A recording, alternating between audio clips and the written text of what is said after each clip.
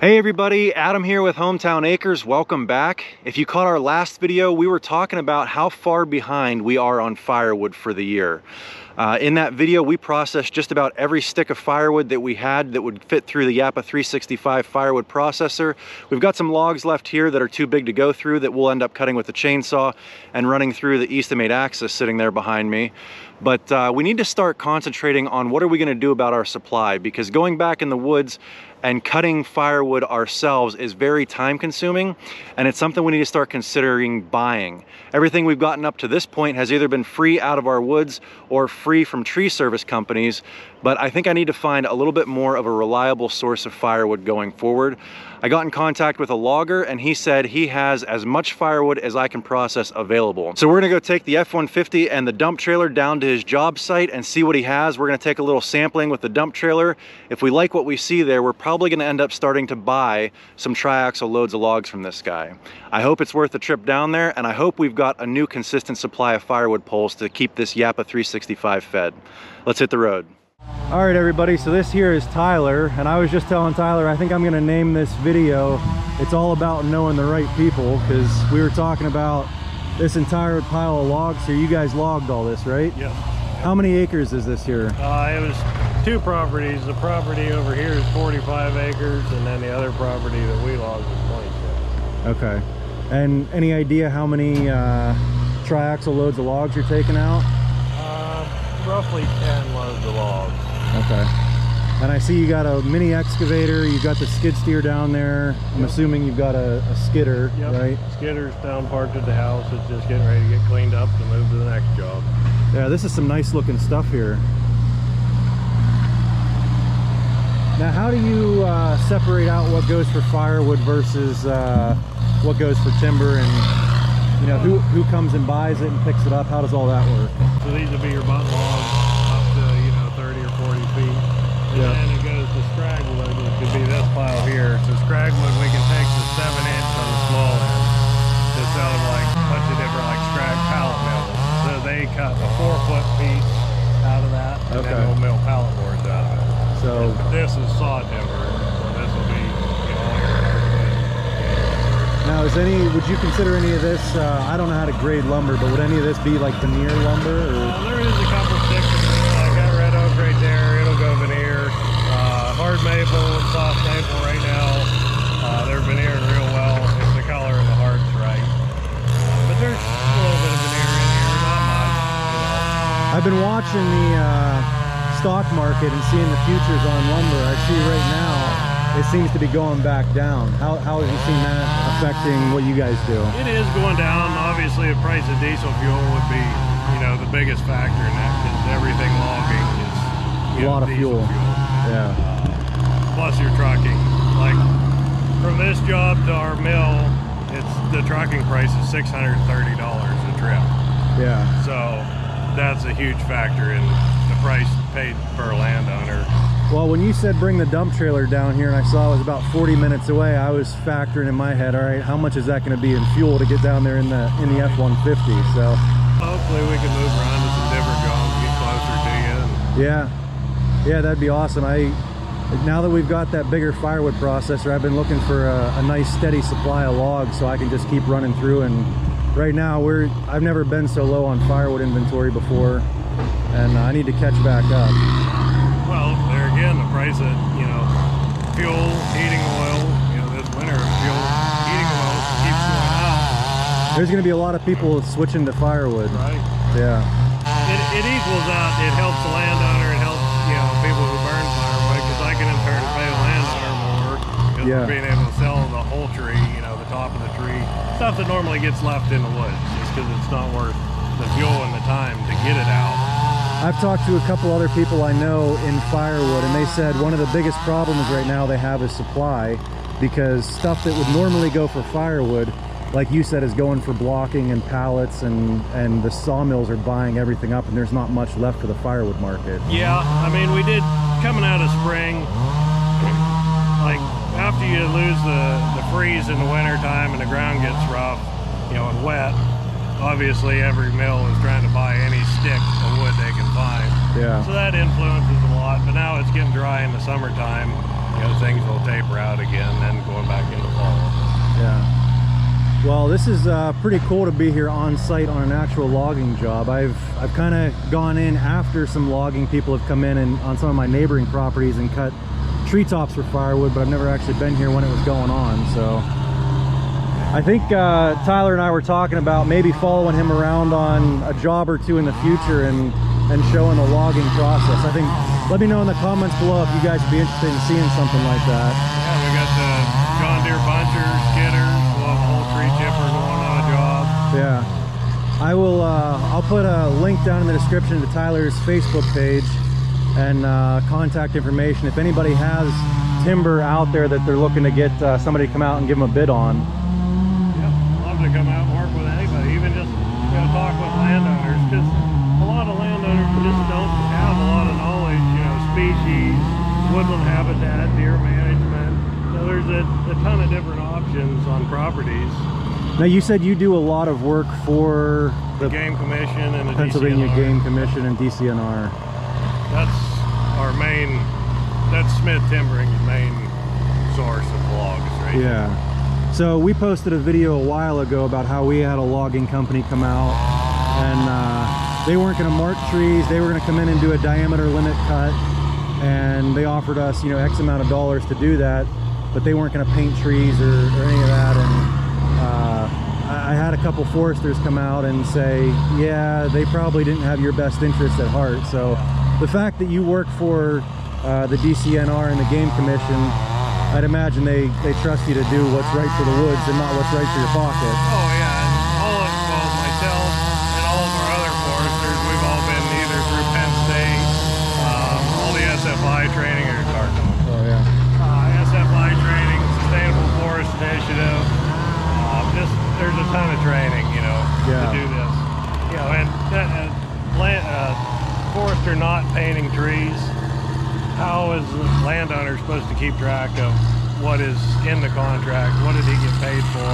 Yeah. And even after the cut, how do you make sure as the landowner that the trees that weren't in the contract were left on your property and not taken? So how we say I come to your property, we'll go through, talk about your goals with the property. Because there again, everybody's just a little bit different. Yeah. So we'll go through, talk, see what's going on in the woods, start marking trees. Maybe you want to focus more on oaks, or for instance, a job that we're going to have the buncher and stuff on. It's a 60-acre property and it has a lot of poplar, so it's kind of plugging the woods up. So we're going to thin the poplar as much as we can to allow white oak, red oak, black oak, more marketable species of wood to grow. In that job, we've left out all white oak on the whole property, so every white oak on that property is staying, to reproduce and grow. Okay. Right now we're sawing 100, 110,000 feet a week. Wow. So how we would do it, I come in, mark the trees, we'd write up a contract. The next step would be lay out your skid roads. So I would boundary paint. I want the skid road, going this way through the property. Keeping in mind that the trees along that skid road are probably going to get damaged. Yeah. So we either buy them before we even start, or the damaged trees that weren't painted, trees that weren't in the contract at all. You work with your crews. If they have to take a tree down that isn't selected, it gets cut down, pulled off to the side of the landing. I come in, we'll scale it. At the end of the job, I write you a check for whatever was, the additional. Yeah, outside of the contract. Okay. Yeah, because there's inevitably going to be trees you have to take down to get to the ones that were in the contract. Yeah. I mean, nobody's perfect. Things happen. Yeah. Well, like I tell everybody, get it right when you're painting it, because you can't just put it back in the ground. Once it hits the ground, it ain't going back in the ground. Yeah. So, you're talking 50, 60 years growing some of these trees, even the small ones.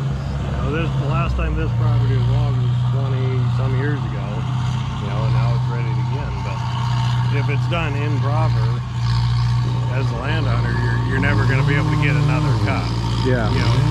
Even myself, there's properties that I won't be able to cut again in my lifetime, but a lot of the properties that we do cut, just based on how they're cut, we might come back in 5 years and target a little bit more, thin,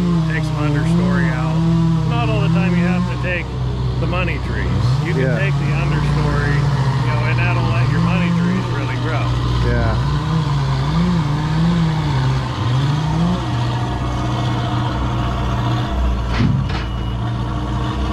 Now, another thing you were mentioning was talking about blocking up a property. Instead of cutting the entire property all at once, you were saying, what, 1 to 2 acre sections or something like that, and then every year rotate, almost kind of like when you're farming cattle. Right. You break it up into padlocks, yeah, you're right? gonna rotate, you know, grazing through. And on bigger properties, say a 40-acre totally wooded property, you're going to have a decent amount of timber on it. And if you have issues that need addressed, you have grapevine, jagger bushes, you know, a lot of beech, birch, quake, those are things you want to address. Like this property had a little bit of quake, you know, in pockets. So we want to make sure we take all the quake out because it'll regrow very fast, and quake's very unstable trees. So in a windstorm, they'll just blow over. Yeah. And if it's blowed over in the woods, obviously the landowner isn't going to be making money on it. Yeah. Just try and improve the timber stand. Yeah. All right, well, we're gonna break here and we'll get the dump trailer loaded up and we'll head back home.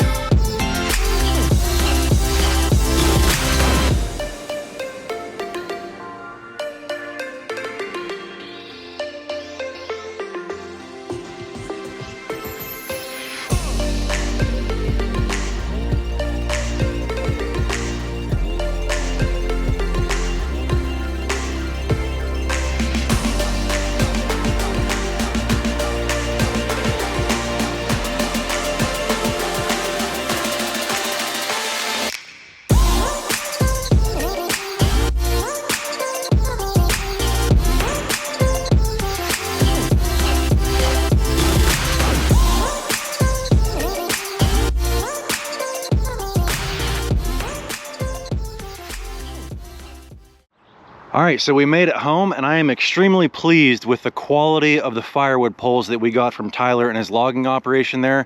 And while I'm pretty confident that we found our new supplier of firewood poles here, this is definitely not the way to get the material back here to the yard. Like I said, I was just taking the dump trailer to go get a sampling and see the quality of stuff that he had before I committed to a full triaxle load. But yeah, towing this in the F-150, you really need a 3/4 ton, probably even a 1 ton pickup truck to be hauling this heavy. This was kind of a white knuckle drive home, but I did a pretty good job of, you know, braking well ahead of hills, well ahead of stoplights and stop signs, and getting a good running start before going up any hills. But if I were to do this again, I definitely wouldn't load it this full. But it was about 35 minutes away, so I wanted to get as much in there as I could and make it worth the trip with the price of gas right now. But anyway, we're gonna go ahead and get this unloaded and get it staged next to the firewood processor.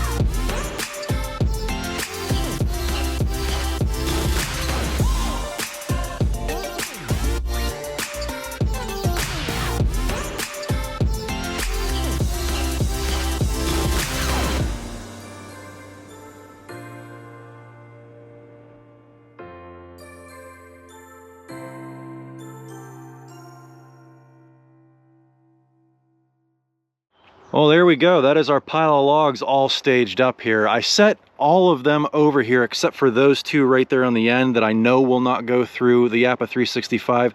There's a couple here that may not go through. Like I'm looking at this one right here. It's got a little bit of a bend in it and it's probably right at 14 inches, so that one might not go through. But other than that, I think just about all of this will go through this machine here. Now, Tyler's not in the business of selling logs by the dump trailer load. He's usually selling them by the triaxle. And this is the first time I've ever bought logs before. So this was kind of uncharted territory for both of us. He didn't know how much to charge. I didn't know how much I should pay. And so I said, how much do you usually charge for a triaxle load? And he said about 600 bucks. And then you've got $200 of trucking on top of that. So about $800. And I said, well, how much or how many of these dump trailer loads that we loaded up would it take to fill up a triaxle? And he said probably about 4. So I said, all right, well, if you charge 600, how about I pay you 125? So that's what I paid for this. Again, brand new, uncharted territory for me. I'm not used to buying logs. Let me know in the comments below if you think this pile of logs here is worth 125 bucks. I know I can turn it into a lot more than that once I process it, but there's going to be a lot of sweat, time, and fuel in equipment in order to turn it into firewood and turn it into more money. So like I said at the beginning of this video, it's all about knowing the right people. And I think for us going forward in terms of a firewood pole supplier for raw materials for our growing firewood business, I think that right person is going to be Tyler. He said he's got logging jobs lined up for the next 3 years, so they have no shortage of scragwood, as he calls it, available for sale. If anybody in the Northwest Pennsylvania area is looking for triaxle loads, I think he's pretty reasonably priced. I will put some of his contact information here right now. Anyway, if you guys enjoyed this one, give me a big thumbs up, click that subscribe button, and we'll catch you on the next one.